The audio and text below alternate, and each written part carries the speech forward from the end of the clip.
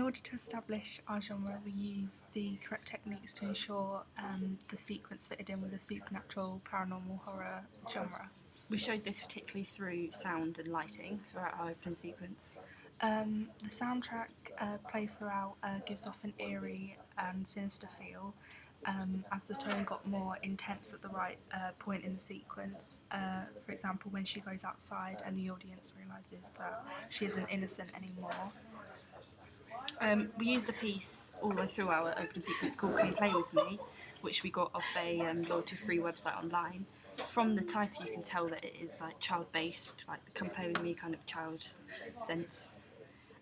We also used a range of sound effects, such as church bells, the sound of a crow and an owl, which you would usually find in this type of genre. As well as the soundtrack, we had a poem which we introduced halfway through.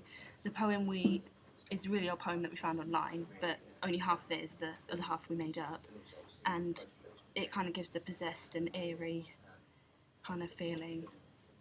Yeah. And like the girls are being summoned to like a cult that they're part of. We also use lighting to establish the genre. It was quite light inside the house, and this helped to show the innocence of the girl. However, it was misleading, as when the sequence went outside, it was really dark lighting and it showed a different side to the girl.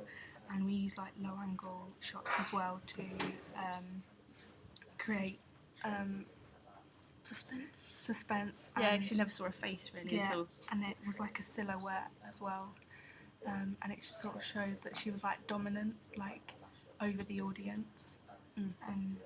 Yeah. Oh, and it highlights the change from the protagonist to the antagonist. Yeah. So you think she's innocent, and then as soon as you see her going outside and meet the others, Yeah. you suddenly change your mind.